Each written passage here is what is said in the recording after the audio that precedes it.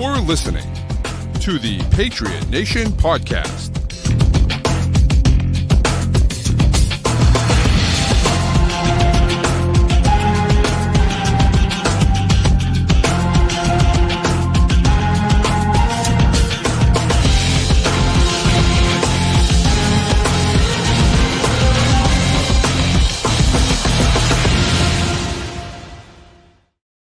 All right, welcome into another edition of the Patriot Nation podcast. As always, your guy Pat Lane here with my man Matt St. Jean. And Matt, it's a great day. It is a great day to be a fan of every NFL team except the Kansas City Chiefs, and that includes us. And we're happy about it.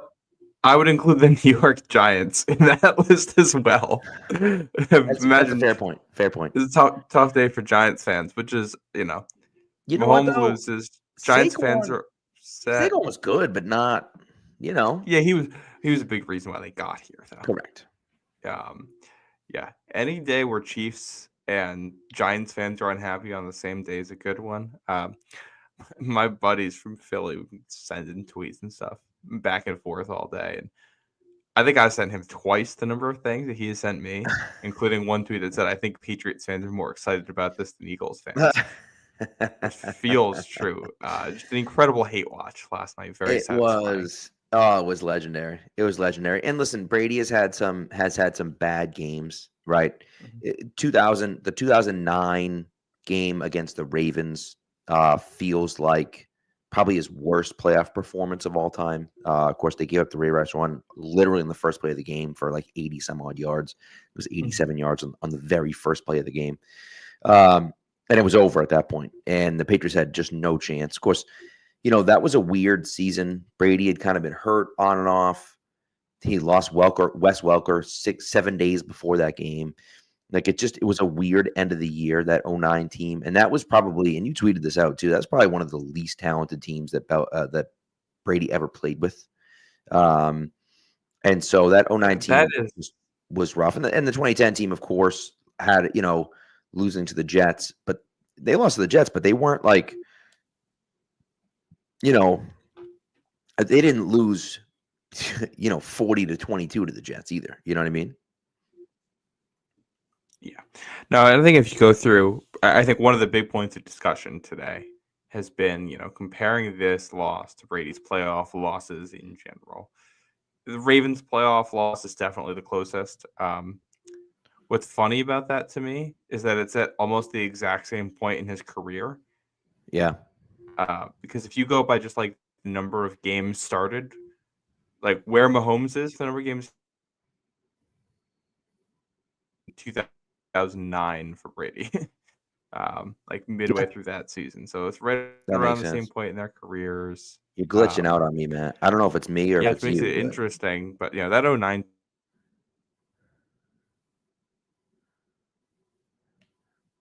guys to do what they need to do. Oh yeah, apparently boss is saying the same thing, that you're super glitchy over there right now. Well, I have the Wi-Fi thing up, so that might be it. Let me don't know why. I don't know. It's also weird that you're on the left and I'm on the right, but that's okay. That doesn't really matter.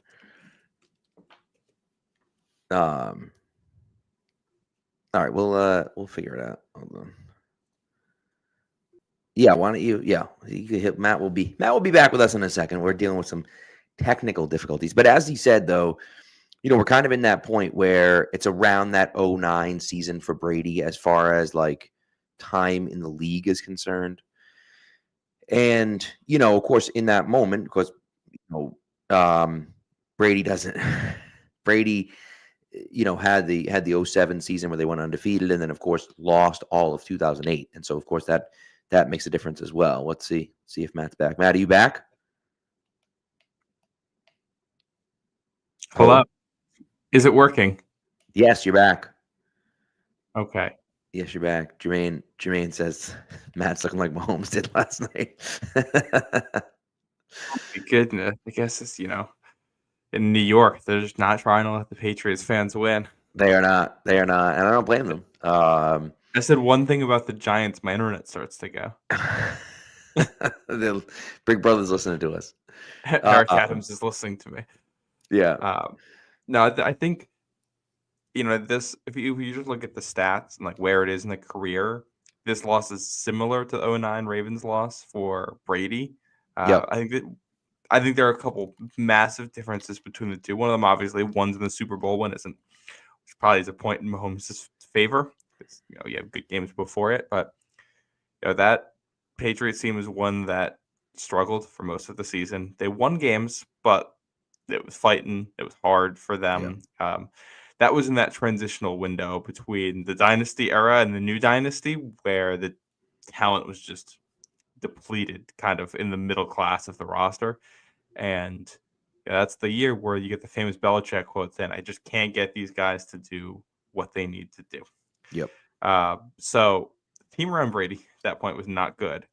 And that's not taking into account the fact that he lost Wes Welker, his best receiver, 7 days before that game. Yeah. Very different circumstance. Like, Mahomes does have 2 weeks to prepare for an Eagles defense that didn't blitz, played cover 4 60% of the time. You knew what they were doing. You couldn't stop it. But that to me is a very different thing than what happened with that Pats-Ravens game. Well, yeah, and you know what's interesting to me is that you saw what the Chiefs did, right? The first play of the game, right? They run the first offensive play of the game for the Chiefs. They run a play action fake, and they hit Juju on a quick slant route, I guess, for 11 yards. And they never did that again the rest of the game. I don't understand. They just held onto the ball and held onto the ball and held onto the ball. It didn't make any sense to me, right? Like, and it kind of brought me back to 2007, the Patriots game in 2007, where they had a really tough time with the Giants. Obviously, that 4-man front killed them.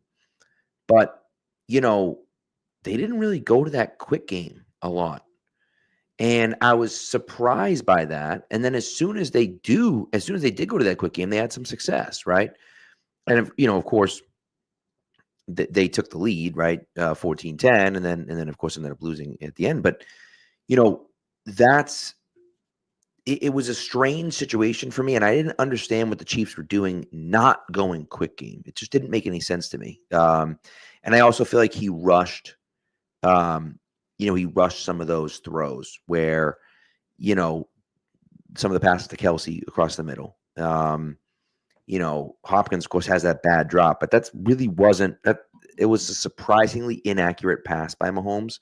He's on the run, but he's usually pretty pinpoint accurate with those.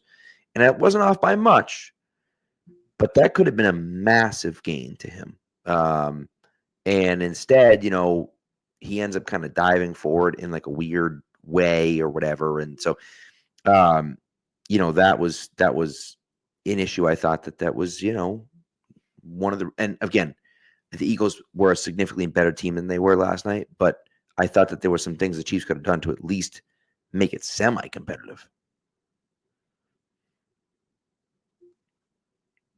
But anyways, that's what I got. Are you still frozen over there? No, and that first play you mentioned, that was the only first down the Chiefs had until the game was 24-0. Yeah. Yeah, it's pretty crazy. The only 2 first downs in the first half, Mahomes is inaccurate. They had no answers for anything. It's pretty wild. I mean, let me tell you something. I had a bet where each Mahomes and Hurts had to throw for 15 yards each quarter. And that bet hit, but just barely. Mahomes had 16 yards passing in the first quarter and 17 yards passing in the second quarter. It was as close as you could possibly go. He had 33 passing yards at the end of the first half. 33. You're talking about all-time bad quarterback play. All-time bad quarterback play. And of course, you get some of those those 2 garbage time touchdowns. I mean, he scored his first touchdown when they were down 34-0. So really all 3 of those touchdowns were garbage time touchdowns, but the 2 were really garbage time touchdowns. I don't understand why they didn't punt the Eagles, right? They went for it at midfield. Didn't make sense to me why they didn't punt, but they didn't. So whatever. They had done the Gatorade bath. Patrick Mahomes threw a touchdown pass after the Gatorade bath last night. Like, that's how bad the game was. I'm definitely still having internet issues, by the way, because you've been cutting in and out for me. Yeah, and I think it's you, because I feel like people were saying that you were having some internet issues. I think it's you and not me. I think It's definitely me, and I don't know why. Okay. I don't know. It was fine until this started. But yeah, no, it's just kind of the way it went down was kind of astonishing. Yeah, I don't think anyone saw it coming. And again, the Chiefs just looked shell shocked. Yeah, well, and I also think too, we looked at it and said, okay, if the Eagles are going to win, everything's going to have to go their way, right? Saquon's going to have a huge game. Dallas Goedert's going to have a big game. AJ Brown or Devonta Smith or whatever. And it was like, yeah, those guys played well. Saquon didn't really do anything. Goddard was fine, but didn't really do much. Devonta Smith had a decent game, and so didn't and so didn't AJ Brown. But like, they didn't really do much. It's just the defense was so dominant the Chiefs couldn't do anything. And then that was the story of the game. Hurts was pretty lighted out in there too. Hurts played really well. His touchdown pass to Smith was just an absolute beautiful throw. And that's the exact type of play that they needed. I believe that was after. That wasn't after an interception, was it? Or did he throw? He only threw 2 picks last night, correct? Mahomes threw 2. Yes.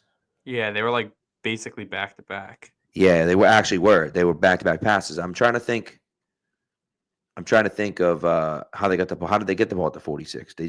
Was it a punt return? They got them there. I can't remember. All I know is that was the first play of the drive for them. But either way, so that was one of those 2 picks and a fumble. Oh, was it the strip sack? I don't know. It doesn't matter. Either way, I know that they scored. They scored on that very first play there. But yeah, the Patriots. I mean, the Patriots. The Eagles just were the significantly better team. Absolutely, just destroyed them. And that's one of those. You look at it and say, hey, like they have. Oh, that's what it was. My dad just texted me too, and I'm looking it up on ESPN. The Chiefs went for it on 4th down and did not get it. Down 27-0, and the Chiefs and the Eagles scored a touchdown to go up 34-0. So that is what happened. So yeah, so that was the touchdown there, and then of course the Chiefs scored on the very next drive. That actually was the Hopkins pass that he dropped, I believe. Or one of the Hopkins passes that he dropped, nevertheless. So, yeah, then they went one for 46, and then they ripped off a 90-yard drive right after that, because there was a block in the back penalty, and then they picked up 30 yards they picked up 40 yards to Worthy on the very first play, 50 yards to Worthy maybe or whatever. So Worthy had an unbelievable game, but it's almost one of those where, I mean, he went 8 for 157 and 2 touchdowns. Right, which is pretty incredible to go 8 for 157 and 2 touchdowns, especially as a rookie. But it was kind of a quiet 8 for 150. I mean, I wouldn't say it was quiet. It just, none of it really happened until the game was already over. Right, it is the only thing. And so that was kind of the issue. Also, Ashton points this out, and when Matt comes back, hopefully Matt will come back. But when Matt comes back. This is totally true here. After the game, Hopkins was crying about the refs. There were some questionable calls and ticky-tack calls. Are you guys going to write about that or whatever? And it's like, what are you talking about, dude? Like, that I didn't understand that, right? The first drive starts. The Eagles go for it on 4th down. They throw that long pass to AJ Brown, and they call some absolute garbage offensive pass interference. Just not even close to offensive pass interference. But they called it anyways, and it was just like, uh-oh, like, here we go. and then Chiefs get the ball, they go 3 and out, and the Eagles get the ball, and then they get a tack, 15-yard penalty against them. Well, it looks promising, Matt. Looks promising. Look at is it working? Kind of, I think. I just fully restarted my computer. I have no idea what's going on. Yeah, you're a little laggy, but that's okay. We'll deal with it. I don't know what's going on. We were talking about D-Hop crying about the refs. And how, after that offensive pass interference, I was like, oh, here we go again. Like, we're going to get this same old crap. And it just luckily it didn't matter. The referees did not make a difference. They couldn't make a difference because the Chiefs couldn't do anything. Yeah. I thought that offensive pass interference call was just like kind of unfortunate because what everyone in the world could see happened was incidental hand to face mask contact followed by the guy tripping. But from one specific angle, which is exactly where the ref was standing, all you see is hand flashes out, hits the head, the guy goes down. Right. Penalty 10 out of 10 times if that's how it looks. So, yeah, I think, and that's officiating is always going to be a little bit of subjective, a little bit fluky, and we only remember the calls that are the biggest, but there's bad calls in every game. I've been going back and watching just random old Patriots games and stuff, and the number of times you'll just see we're talking about like 04 Pats, the number of obviously bad calls in those games. I forget which one it was I was watching, but the Patriots just straight up were gifted a touchdown in one of these games. He was down like a full yard short. It was obvious. Refs just said, "No, he's in," like that. I think that just kind of happens. But I think the lesson for big games like this is sometimes they're going to make mistakes. Win by enough so it doesn't matter. Right. I definitely did that last night. And, there were 2 bad calls. Both perfectly canceled each other out. One ended an Eagles drive that should have continued. One extended an Eagles drive that should have been ended. They cancel each other out. You get it out of the way early. From there on, it was just typical, NFL officiating. Some inconsistencies, but that's life. Right. Well, that's listen. I mean, there's a few of these things, and the biggest argument for me with the Patriots in relation to the refs, and I think we've talked about this, and I don't want to harp on it, but the biggest thing for me is that and this is kind of Jermaine's point here. Oh, that's not the one. Bad calls continually benefit one team, right? You talk about, and listen, my NFL conspiracy theory, my NFL tinfoil hat conspiracy theory is that the NFL rigged the 2005 playoffs to try to get Peyton Manning a Super Bowl ring. It's completely insane. But I love it because 3 of like the worst calls you'll ever see in your entire life were made during that weekend, during divisional round weekend. 3 of the worst calls you'll ever see make. The Ben Watson Champ Bailey call, where Champ Bailey defied the laws of physics to go out of bounds at the 1-yard line. Instead of his entire body went out of the end zone and he was holding the ball on his inside arm. There's just no chance the ball didn't go out of bounds in the end zone. And the ref just makes some ridiculous call. They review it. It's obvious on review. They still don't overturn it. Fine. They call face guarding on Ellis Hobbs, which is fine, except face guarding wasn't a penalty in the NFL anymore. And so they call face guarding. They get the ball at the 1-yard line. So twice, the Broncos get the ball at the 1-yard line on bad calls. Fine. Then in the Steelers game against the Colts, Vanderchoke, wild, absolutely wild football game. That was one of the ones insane. That was one of the first non-Patriots games as a kid that like left an impact on me. Yes. Like, whoa. Well, Jerome Bettis fumbling. I mean, like it's all like the little details. Jerome Bettis fumbling at the goal line, being picked up by Nick Harper, who gets tackled by Big Ben. Nick Harper had been stabbed that week by his girlfriend or wife or whatever, and like maybe was a half step slower, and that's why he didn't score. Like it's a whole thing. But there were like 4 calls in that game where it was like, what are you even looking at? Like Troy Polamalu intercepted a pass rolled on the ground, and as he was getting up from the ground, his knee hit the ball and knocked it out of his arms. They called it incomplete. And it was like, there's not even a question. Like, he caught it, fell, rolled, and was getting up, and as he was getting up from the ground, dropped the ball, and they called it incomplete. And it was just like, it was insane that they would ever call that incomplete. And so it's one of those things where, like, they were trying to have the Colts win that game and have them smoke the Broncos, who weren't good that year, by the way. And so instead, the Steelers won and then went into Denver and absolutely destroyed the Broncos that year. I was watching the highlights of that game the other day, and it was just, that was the game that left no lasting memory. I didn't know that was the game. Like, it's just one of those. It's like, man, this is just didn't matter. Like they just, like, the Broncos just sucked that year. Jake Plummer was their quarterback. Like they were a bunch of bums. And it didn't feel like an AFC Championship game at all. Just watch it. It felt like a regular season game.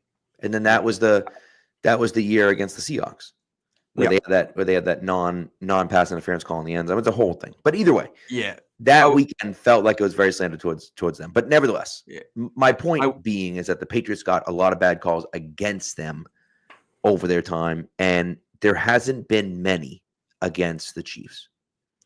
What I will say is this: talk about patterns of this stuff. This was the 9th straight game that the Eagles were the less penalized team in the game that they played. Which is interesting. I think that one of the issues with it, like obviously the Chiefs have gotten the benefit of sub 50-50 calls or worse, like some real blown calls in there. I also think some of it is that the Chiefs are a good team, so if you give them a second opportunity, they're going to take advantage. So that call hurts even more. Like, did anyone remember Corey Dillon being marked out at the 1-yard line in the 2004 AFC divisional round when he clearly went into the end zone? Of course not, because the pass just got into the end zone on the next play, and you move on with life. You only remember the blown calls when it like impacts the outcome. And Chiefs went obviously a crazy straight. We did say though that like we felt there was a chance that when like the dam would just break for the Chiefs at some point this year. Where the calls, they'd stop getting calls in their favor.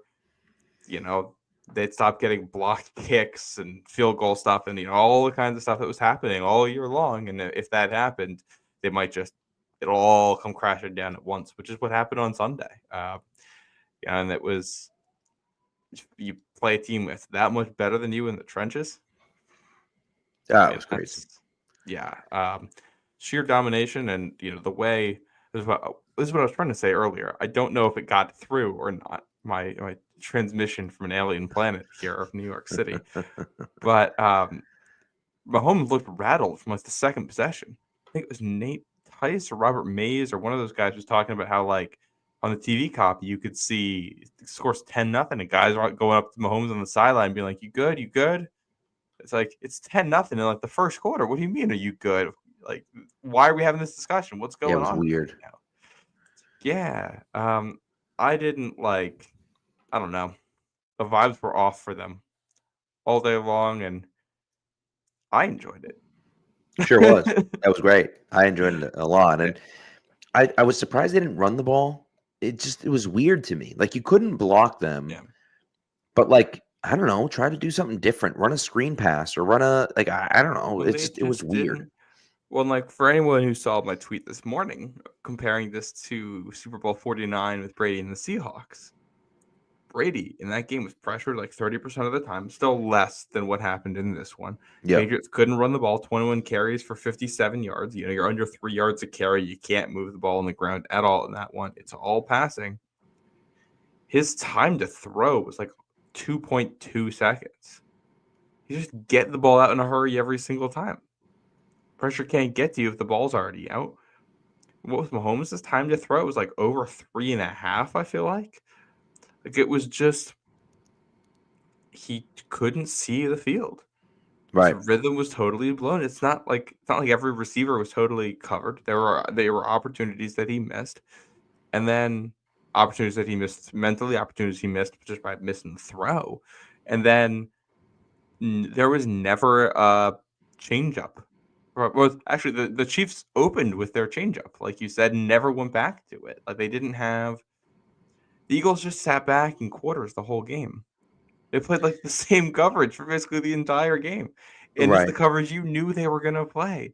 You didn't have something else to go to. You've got Xavier Worthy. You're telling him you can't hit him in the flat and try to get 6 yards out of it because he's just fast.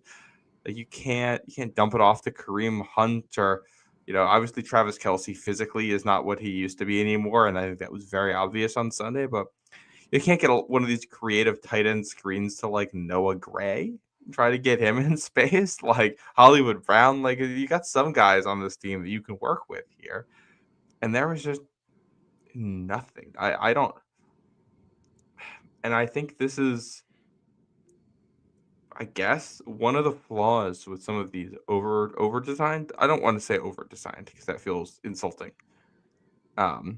Offenses that rely very heavily on schematic stuff. Yeah. When you get into games where you lose on the line of scrimmage, a lot of times there isn't a counter to it. There's no, this is where we're going next. You saw that with the 49ers in the Super Bowl last year when they were losing on the line of scrimmage. There was nothing. You saw it with the Chiefs twice now with Andy Reid there, which was also an issue with when he was with the Eagles.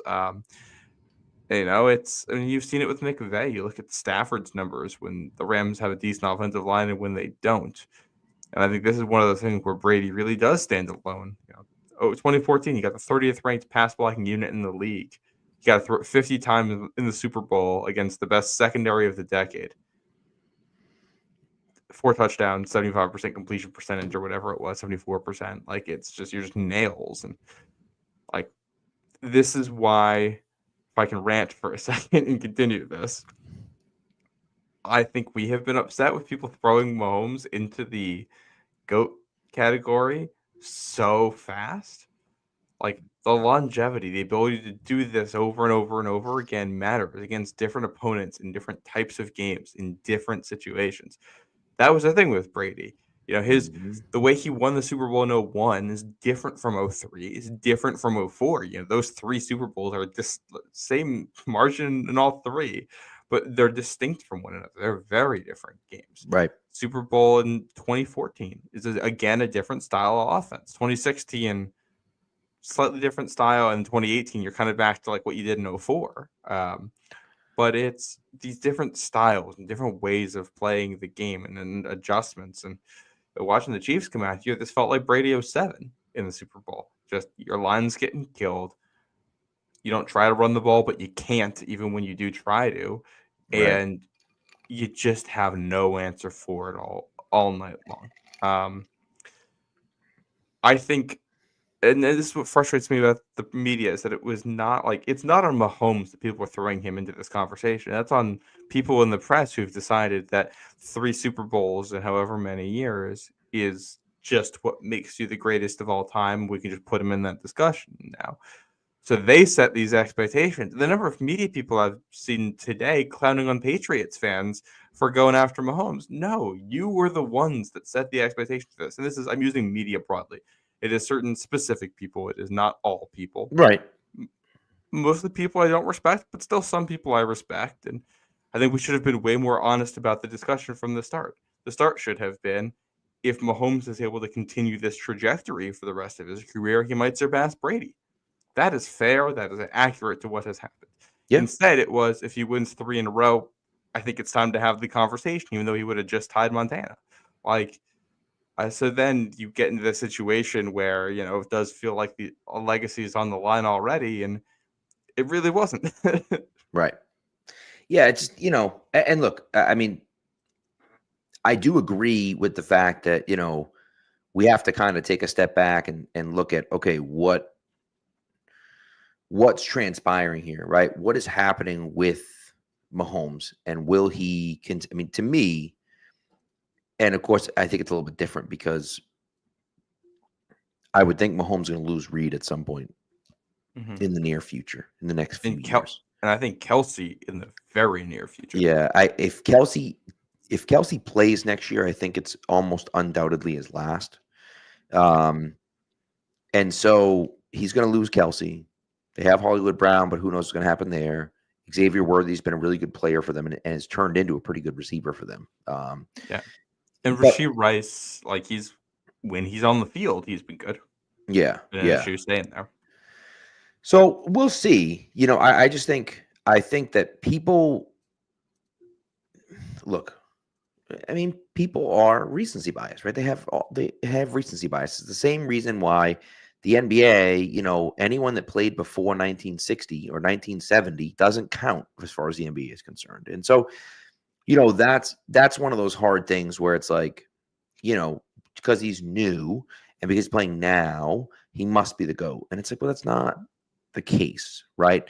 What Brady did, and the fact that he did it over the period of time that he did it, and the fact that he did it with so many different iterations of his team.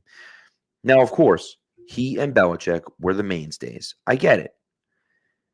But then he also went to Tampa and won a Super Bowl in his first year in Tampa. Mm-hmm.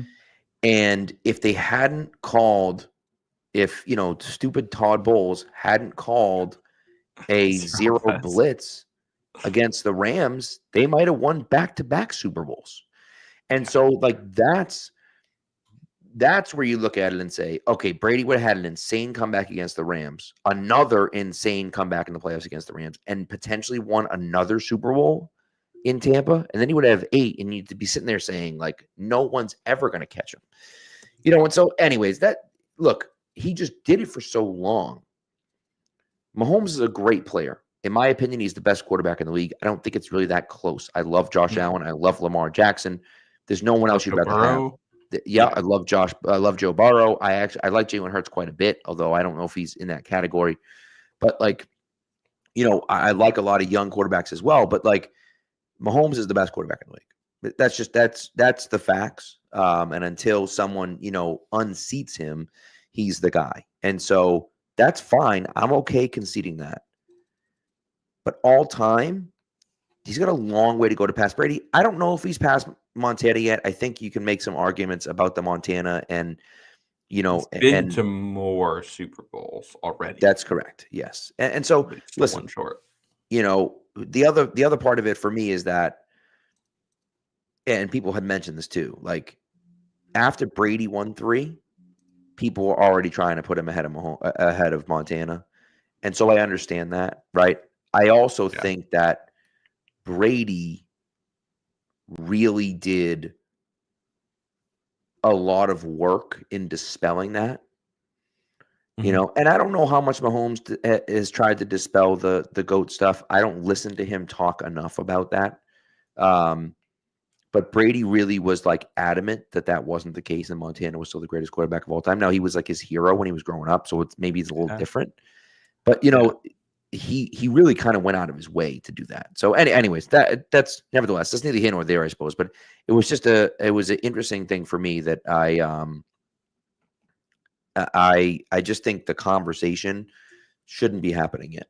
And again, you know, we'll see. But and Elway is not about Mahomes, and neither is Terry Bradshaw. Like, stop it.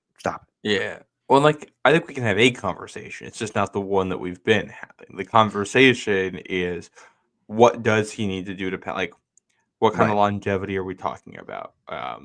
Pass him. The trajectory has been insane. Like, I think we have to admit that. Yeah. Right. The worst season he's had so far in his career in terms of wins and losses is losing at home in overtime in the AFC Championship game. Right. Like, that's it's happened twice. He's 29. Like, that's crazy. But like, that's Brady played till he was 45. Like, it's a long ways to go to try to chase, you know, the volume stats that come with that. So we'll see what happens. Excited for it. I also think, you know, I feel like for the first time in a little bit here, you can see the window closing a little bit for Kansas City. Kelsey might have one more year in him. I thought he looked awful in the Super Bowl. I think that was the worst I've seen him play in a long time.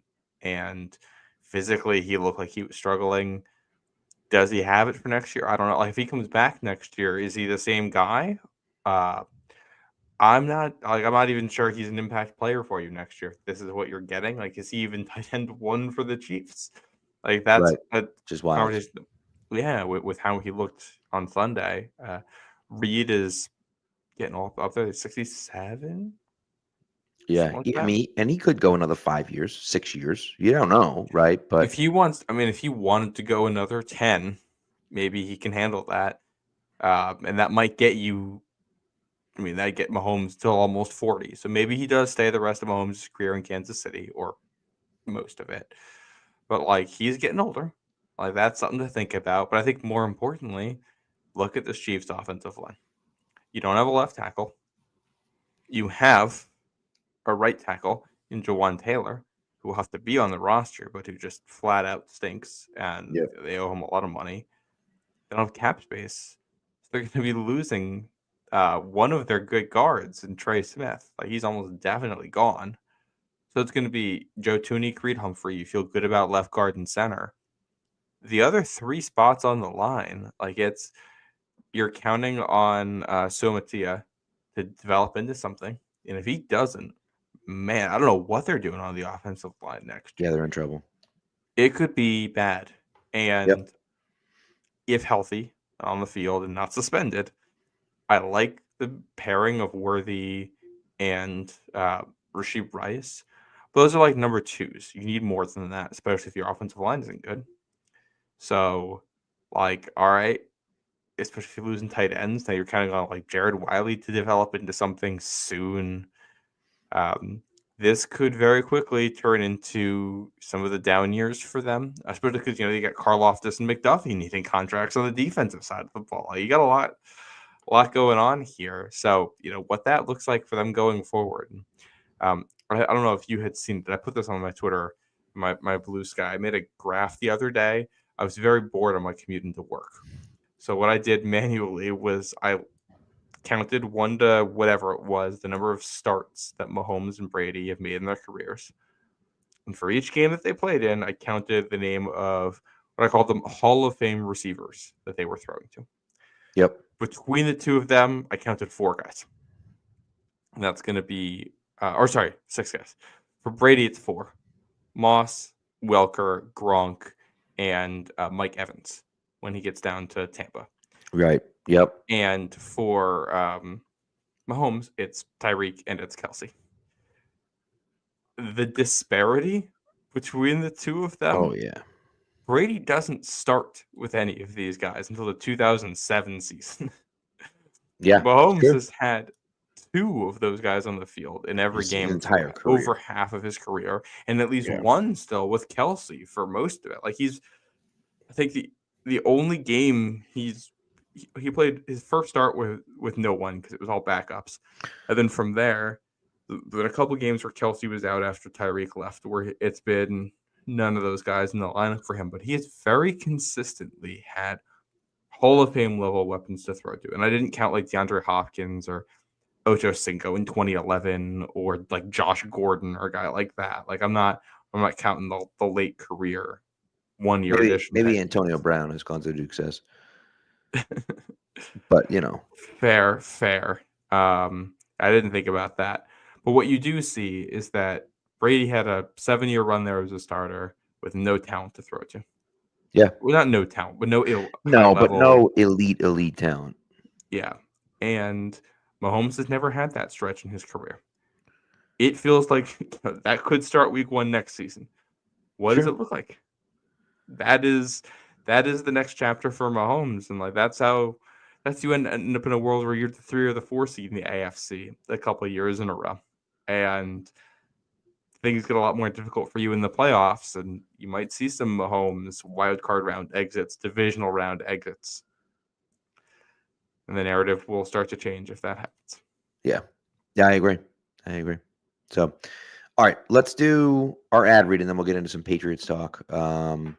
Just some stuff that we learned from the season that we can take into next year. So, our ad read here is for Prize Picks. Prize Picks is the best place to get real money sports action with over 10 million members and billions of dollars in awarded winnings. Prize Picks has made daily fantasy sports accessible to all. You just pick more or less on at least 2 players for a shot to win up to 1,000 times your cash. Run your game all season long on Prize Picks. I've been playing Prize Picks all year. I suck at it. as you guys know, but I do enjoy it. And All-Star Weekend is almost here, and Prize Picks is the best place to win cash while watching your favorite players during the games on Saturday night events like the 3-point contest. Oh, yeah. You know that's going to be on there as well. So that's going to be, I'm looking forward to that one as well. So, again, you can win up to 1,000 times your money on Prize Picks.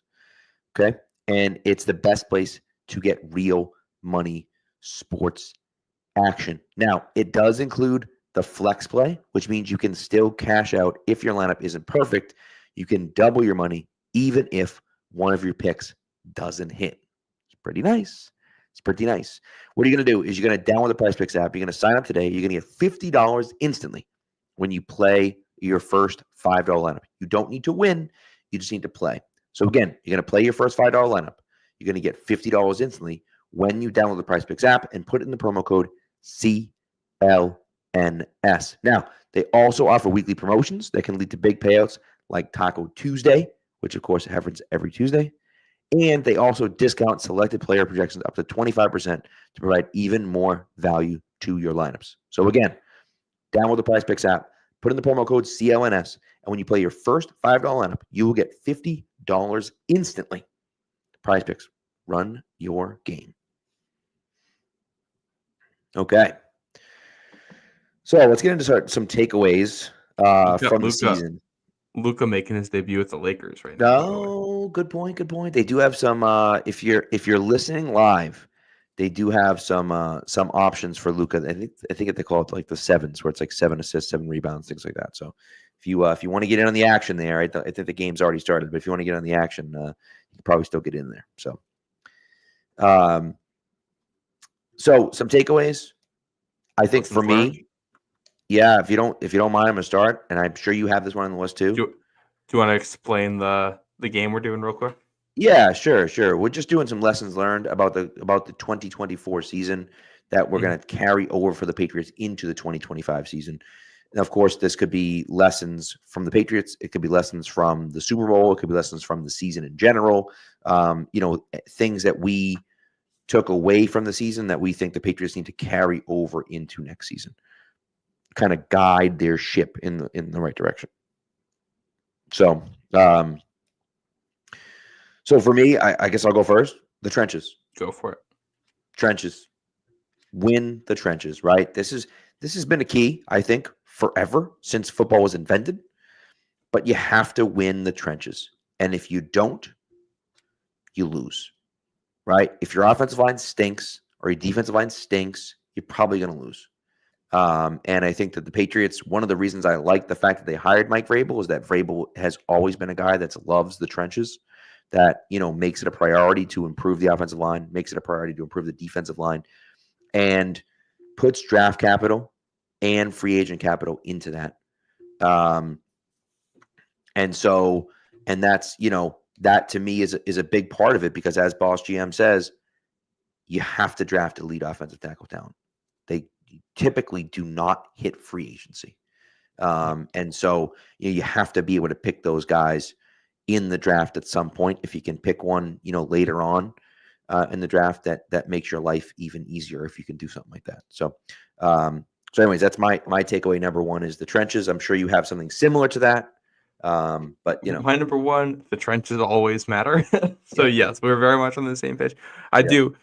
Since you talked about that, you said the things that I was thinking there. I'll kind of spin this off into another direction, though. Looking specifically at Philly here, which is learn how, understand how to make something go from good to great in terms of roster construction. The Eagles had a good defensive line, and they just kept throwing first-rounders at it anyway. I think that is important, and something we've talked about in here a little bit, but we think about the draft and team building and all that, and you look at the roster, you look at the depth chart, you look at, okay, what do we have, what don't we have? All right, what don't we have, that's what we're going to draft. That's kind of the intuitive way to think about it, and it does make sense, but at the same time, if you do that, you might just miss a guy who's a really good player at another spot who can help you down the line. Right. And sometimes, going heavy in one position in the draft and just excelling at that one thing, if you can be elite at one thing, especially if that's on the line of scrimmage, Yeah. like you can push that advantage. Let's not like we've mocked the Chiefs quite a bit, and they've deserved that for their performance. But let's not forget that they went through the AFC here. They Yep. won games with this offensive line in the AFC all season long. They won games in the playoffs in the AFC with that offensive line. It wasn't until you got a defensive line as ridiculously stacked as what Philly brought to the table that you could just cause a catastrophe for Kansas City. So like that is that investment so that when you get to an opportunity where an opponent has a weakness, you can take advantage of it. How many games did we talk about this year for the Patriots where we talked about a weakness of the opponent and we knew it didn't matter because the Pats didn't have the guys who could go out there and exploit it? Right. It's Use true. the draft to turn something like this is not necessarily what I would advocate, but like Will Johnson as a draft pick, for example. Mm-hmm. We have Christian Gonzalez. You don't need a corner. At the same time, you can pair two elite corners in the same secondary for a cheap price at a young age and build around those guys for a long time. That's an advantage. And if you Right. like the guys you're drafting, you'd rather have Will Johnson if you like him than some other guy you don't really like that much. Well, and that's right. Pat Stats mentioned it, right? Like drafting Jalen Polk over Cooper DeJean. I think too, passing on Tavondre Sweat. I think Sweat was, kind of an elite player that I thought could be a guy that could have been a first round pick. And I was surprised he dropped out of being a first round pick. And you saw how good of a year he had with Tennessee. It's a guy that was available to the Patriots that they didn't take, in that spot. And so again, it's one of those situations where it's like, hey, maybe he would have gotten him. Maybe he would have had, it's not like those guys are going to make this team fantastic all of a sudden out of nowhere, but you would have felt a lot better with those guys in your roster than the other one. You know what I mean? Yeah, and that's sometimes the draft is as simple as take the best guy on the board. The way I described it earlier today in relation to the Eagles was think of the guy that if they fell to the Eagles, you'd think, how did they get him? And then Right. just draft that guy. Yeah. Like if you Right. think a good team is going to turn him into a good player, then just draft him and turn him into a good player for yourself. Yeah. 100%. And that's that's kind of where I would lean it to as well. So, all right, what do you got? What's your next one? What do you? I can double up here. I figure we'll do kind of like a snake. Yeah, that works. Culture and connection are incredibly important. I think you saw that big time with I was your Super Bowl champion in the Eagles. If you listen to, I was kind of jumping around listening to different post game shows, media clips and all that. It felt like every single Eagles player that answered a question at any point mentioned that it was a team win and they were all in it together. From the coach down to the last guys on the roster, they were very united this year. And that is so important. And that's important, from the general team building chemistry sense, but also specifically like the Eagles are a zone defense team. They play a specific brand of zone defense with a specific set of rules where the players have to work together to make sure that they're covering up everything on the field. You do that, you have to have really good chemistry for what you're doing, like on the field, not just, oh, these guys get along. No, you have to work well together. Yep. And they clearly did that. And you compare that to Vic Fangio's last stop. He was in Miami last year. You get Javon Holland talking about how he was like a bad person or whatever, and they were so glad that he was gone. How do you think he feels about that right now? Like, how did your Miami fan looking at that? You want Javon Holland back, or would you Right. rather have Vic Fangio? Yeah. And that's a secondary that was not bought in and not trying to do those things clearly based on the fact that they forced him out of the building there. So, having that identity is important. And obviously, we saw what it can look like when you don't have it. Yeah, I like that. What's funny is my second one is similar, and I just said you can't survive off vibes, right? Yeah. I just think that experience is key, right? Having guys that are experienced that know what they're doing and know what they're talking about is really important. And I think that the Patriots went out and got some veteran guys that have been around for a while, that know how to coach football, that know what they're doing, right? And I think that that's important. And that you also have a direction that you're going in, that you're saying we're going in a certain direction, right? And that direction is whatever it's going to be, right? And whether they're going to be tough or physical, whatever, right?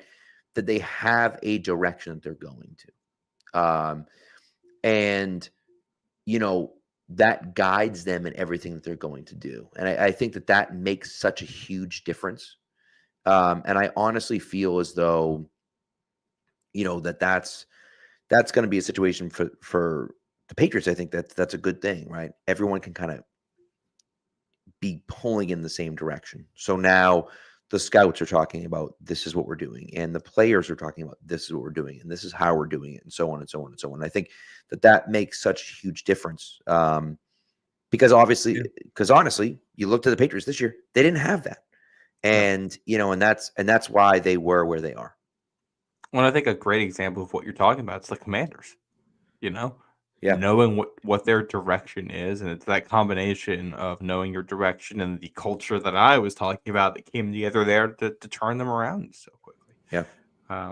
Great point. That's incredibly important. That was your second. What's your third? Yes, sir. My third one is trickery is great, execution is better.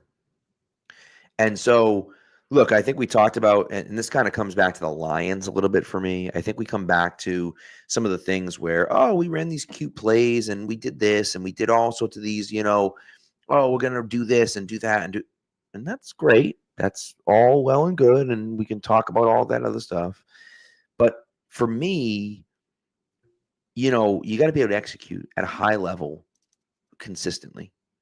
And you kind of saw the Lions not be able to do that. And again, look, there were injuries and everything like that. It's not necessarily that, that's the case, but yeah, they struggled, right? In that playoff game. Their first playoff game of the season, right? And a lot of that comes down to execution. And yes, sure, we can run these tricky plays and we can trick people and we can be smart about it and we can do all this stuff and everything else. But for me, you got to be able to execute when you get on the field, right? And one of the things that I've come around with on McDaniels is that McDaniels runs an offense and has run an offense historically where he demands the execution from players, right? And it's all, this is how we need to go and this is what we need to do. And I think that that's important. And that's what the Patriots need to do, is they just need to execute. And look, we don't have to be the most creative play caller on the face of the planet, but if we can execute the plays we have to execute, we'll be okay, right? And you look at Philadelphia last night offensively, and they didn't do anything crazy. They didn't run these crazy plays. They just are able to execute what they were doing. They blocked well. Their pass protection was fantastic. They did a lot of great blitz pickup. I thought Saquon did a fantastic job last night in blitz pickup. Mm-hmm. And then, what did they do? They got Saquon more involved in the passing game. The run wasn't working, so they got him the ball outside the numbers instead, right? And I think that, that's one of those things where you look at it and say, okay, I understand that that maybe things weren't working, so let's tweak it a little bit. We don't have to do these crazy different things and all this other stuff. For me, I just think that that's super important, and I want to be new age, and I want to be cutting edge, and I want to do all that stuff. But I also need to have great execution, and I think that's that to me is the biggest thing. I think that's going to tie in really nicely to my third one here. We didn't even plan this, dude. This is like we're pretty good at this. Yeah, I'm gonna give you 4 teams right here. I want you to guess what these 4 teams have in common. Okay. Ooh, Washington Commanders. Yep. Buffalo Bills. I am reading this in an order, by the way. Okay. Commanders, Kansas City Chiefs. Kansas City Chiefs. Philadelphia Eagles. Philadelphia Eagles. You may notice that those are the 4 teams that were playing in Conference Championship Sunday. Yes. They have a stat in common here. Is it EPA per play? No, that's a good one. This is more situational. Third down percentage. You're so close. Fourth down percentage? Those were the number 1, number 2, number 3, and number 4 teams in the NFL in fourth down conversion rate. Love it. Those were the top teams at the end of the day. And you look at this list, the top 11 teams in fourth down conversion rate, only one of them missed the playoffs, and that was the Atlanta Falcons, who were right in the thick of it in the NFC South there. But I don't think it's a coincidence that your top 4 teams in fourth down conversion rate, the only 4 teams above 70% for the season, are the 4 teams that were there on Conference Championship Sunday. And I think, a specific goal for next year. Patriots weren't bad on fourth down this year. Like they're middle of the pack for conversion rate, middle of the pack for how often they went for it overall. I don't have the kind of situation neutral things here, but I would like to see this team be able to go for it more often and execute and convert more often. I think that is a huge benefit to you. And you look at what it did for these teams. Like Washington's at the top because Jaden Daniels has been unbelievable in that situation this year. The Bills have their version of the tush push because Josh Allen is so good and they're so big. The Chiefs have crazy good situational football, and the Eagles have the tush push. But for all 4 of those teams, like it's when you think about why it's so hard to stop comebacks at some points in the NFL, why it felt so hard for teams to stop Brady, was because now at the comeback he's got all 4 downs to work with. So now you gotta stop him one extra time in a series just to get him off the field, and that was usually all he needed to kill you. If you can convert fourth downs at a high rate and feel comfortable about going for it often, that allows you to play that way. Right. Allows you to play without fear. And like it changes your third down play calling. It definitely does. Yeah. Like now 3rd and 7 feels more like 2nd and 7. Which means you don't have to get it to the sticks. If you get 4 or 5 yards, that's fine because you're probably going to go for it and you feel good about your odds of converting. If they're, the other part of this you have to be good at. You have to execute it. It's not just going for it. It's being good at getting it.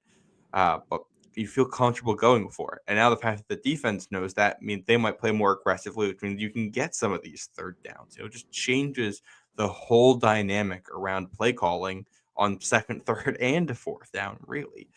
And that's massive for you. So, getting good at that, basically being able to play with an extra down, make a defense have to stop you in extra time when you go on the field. That is something I want. And you got a big body quarterback like May, who's comfortable with RPOs, comfortable with quick game, comfortable on the move.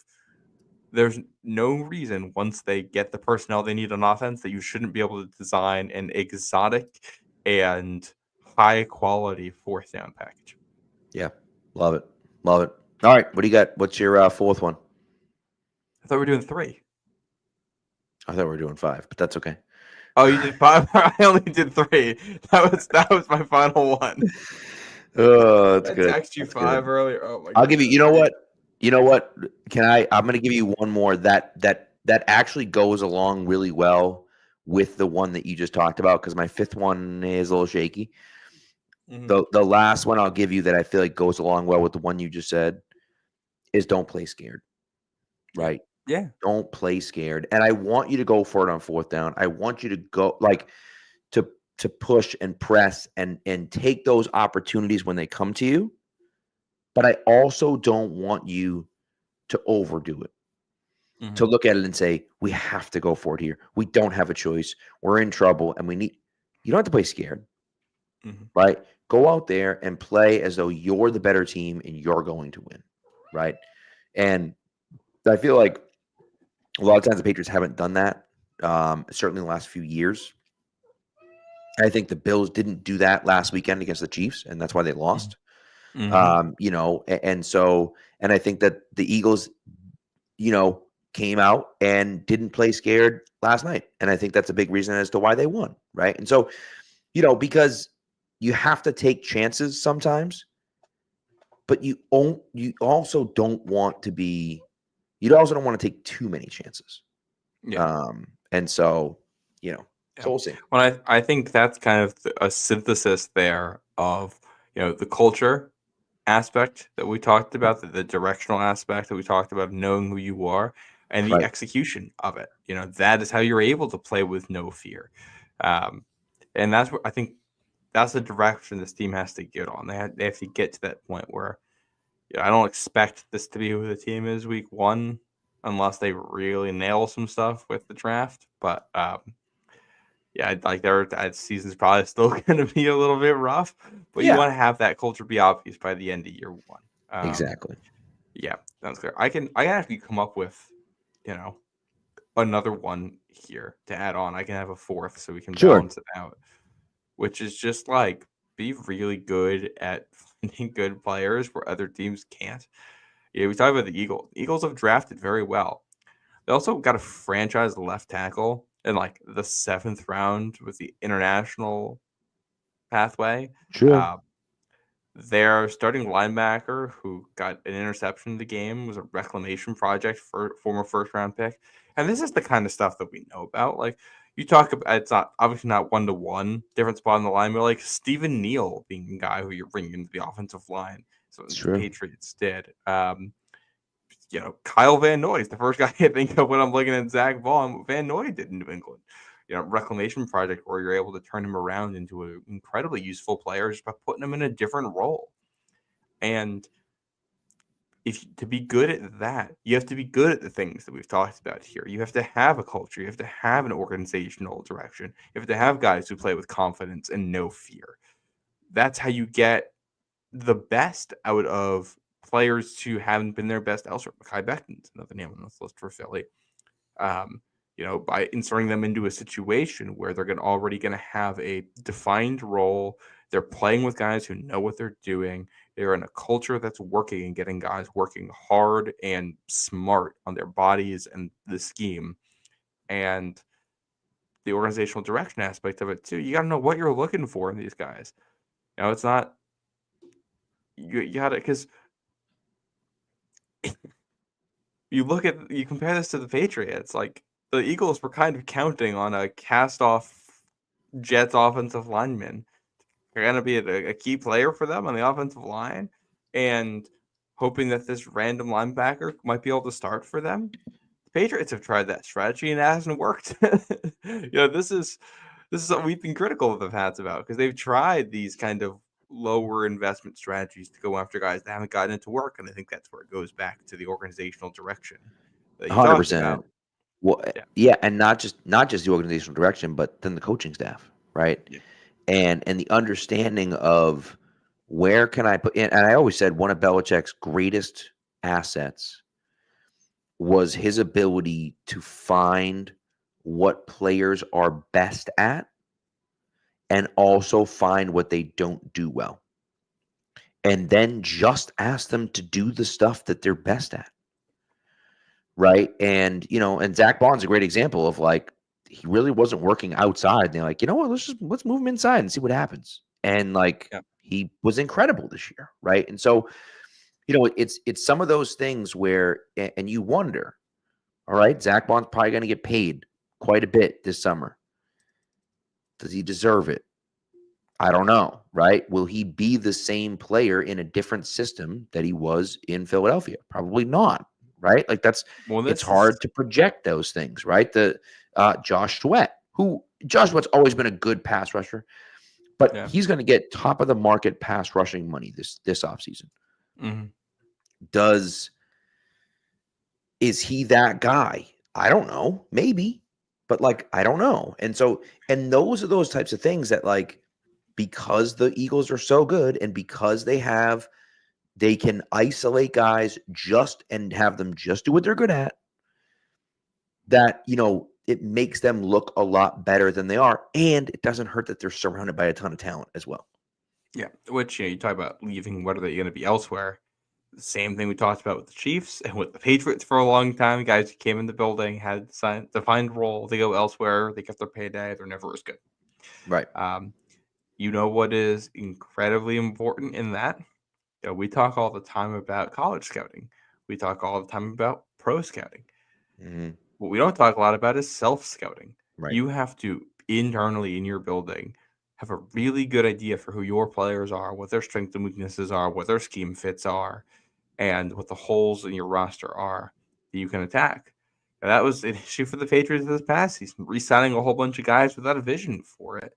Right. and really not seeming to have a great internal grasp of who these players were and what their strengths were and how they fit on the roster.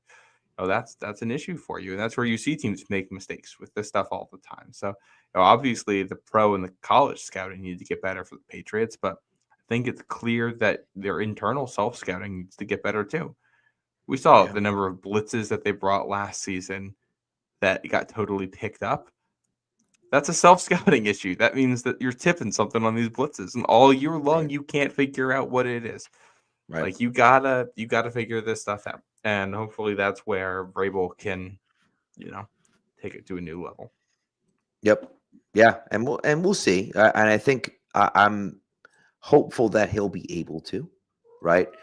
But again, it's a question of, is he going to be able to? We don't know the answer to that question, of course, but I think that's that's one of those interesting questions that we just don't know yet. And what direction do they want to go in? I think I have an idea of what direction they want to go in, but they have to figure out, where do they want to go, right? And look, I think it really depends on what they're looking at, right?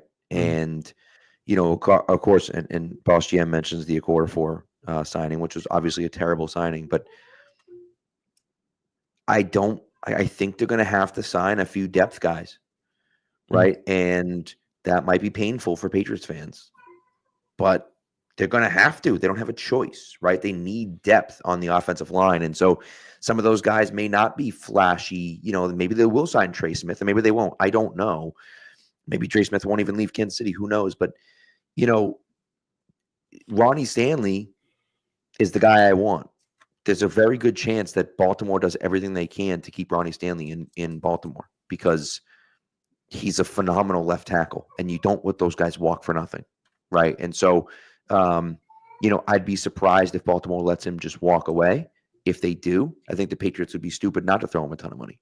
But again, that's what has to happen, right? And if you dominate in the trenches, then that makes everything so much easier, right? But you need depth. Guys get hurt. Yeah, you know what I that's mean? Like, Philly. They got a good players. Phil.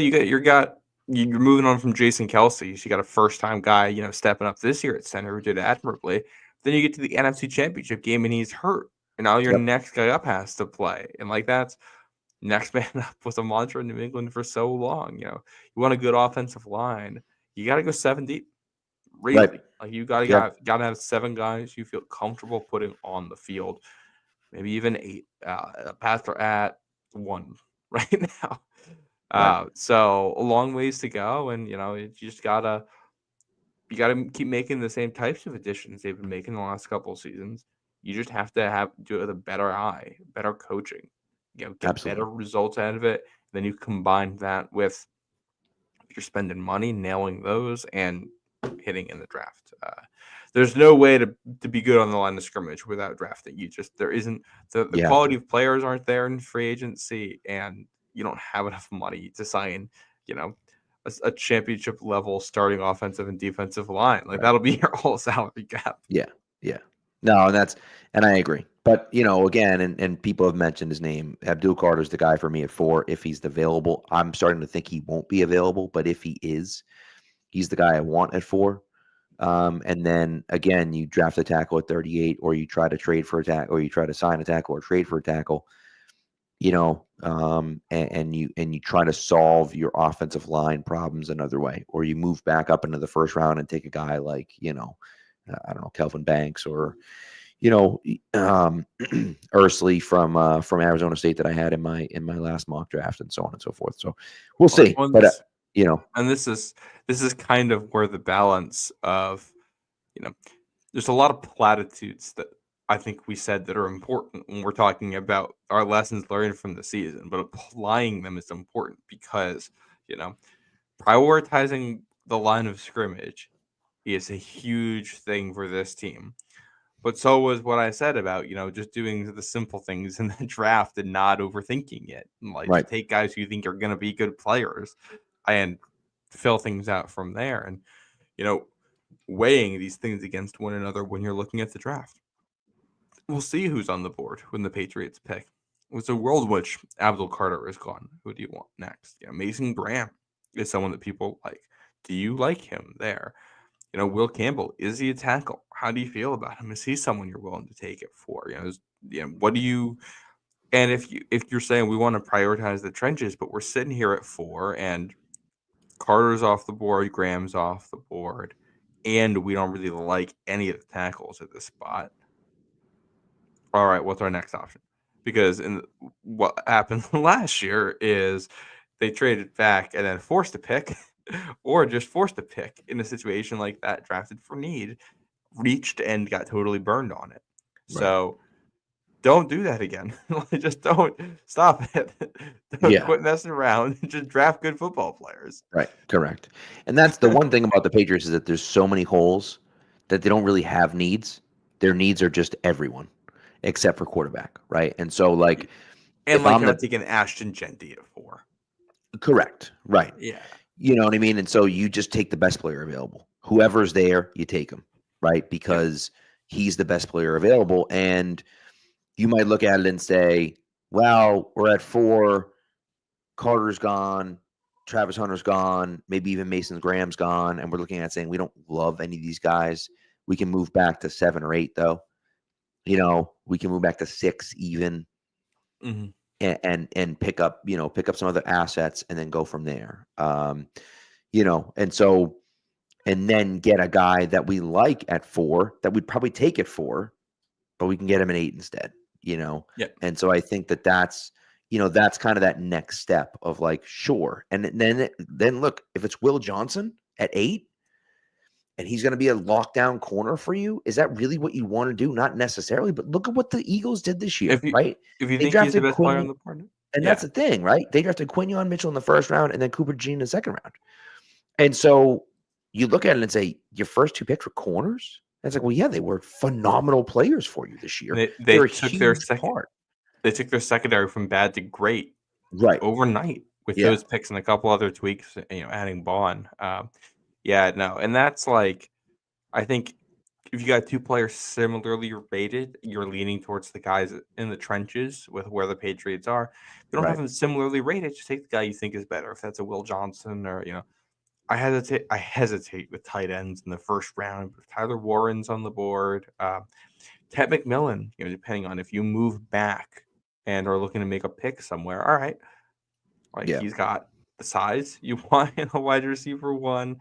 Got some really rare movement skills at that size. He's got really good production at a young age. Just seems like a good football player. And all right, just all take options. Him.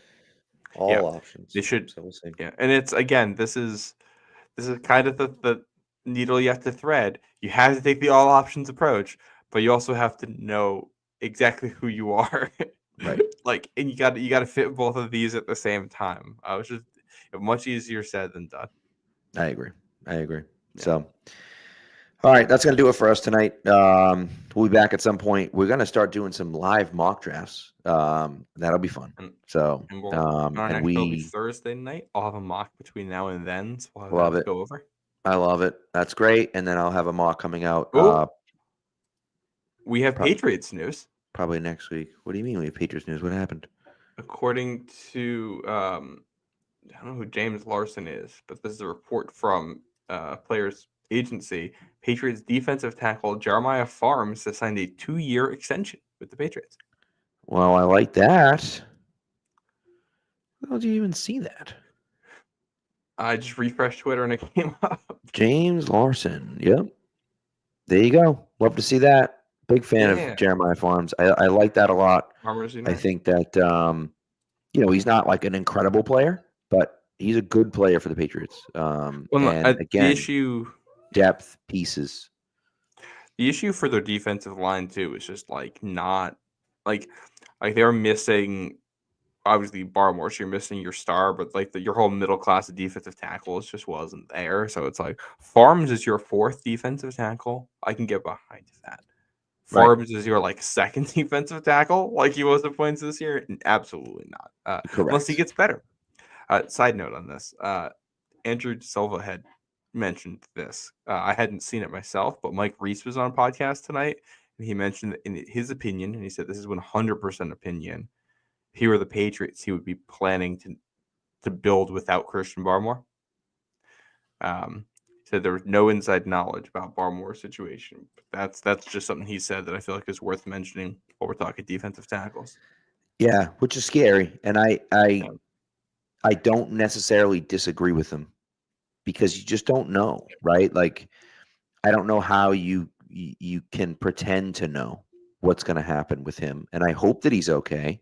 But the fact that he came back last year and then went back out, just isn't a great sign.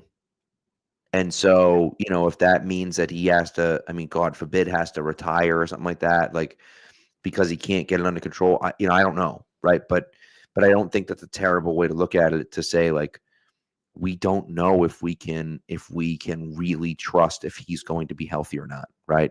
And so, you may have to make that decision. So we'll see. Well, and earlier today, Christian Barmore just tweeted out an hourglass emoji. No idea what that means, but Right. Counting down and tweet on the day after the Super Bowl does feel like a little bit like a countdown to the season, which would be good news if that means he's counting down to come back here. Obviously, health comes first, and then he's healthy and he can play. Then you work on that. He'd be a foundational player for you, of course, on that side of the ball. So you would love to have that back in the fold. But Mike Reese is 100% correct here. And this is something, very different situation medically, but this is something the Patriots did not do with Rob Gronkowski. When he had a bunch of health issues, they never looked to say, we're going to get this guy, we're going to draft a backup, we're going to draft this guy to go with him. They tried with their free agent signings or their trades. They went and got Tim Wright or Michael Omenawinui or Scott Chandler or Martellus Bennett, all the guys that came in to play second fiddle to him. But they never took through serious capital and saying, hey, we know that this guy is, a little fragile. We're going to make sure we have somebody waiting in the wings. Obviously, you need a lot of defensive tackles to have a good defensive line. Patriots would be wise to, build as if Barmore won't be here anyway, because then if he's there, he's a bonus for you, and you're going to be real special. Yeah, I agree. Yeah. All right. Well, thank you for tuning in, everyone. We appreciate you, and we'll be back later on this week going over Matt's mock draft, and I'm sure talking about a whole bunch of other things as well. So thanks for tuning in. We appreciate you. Go Pats, and be good to each other.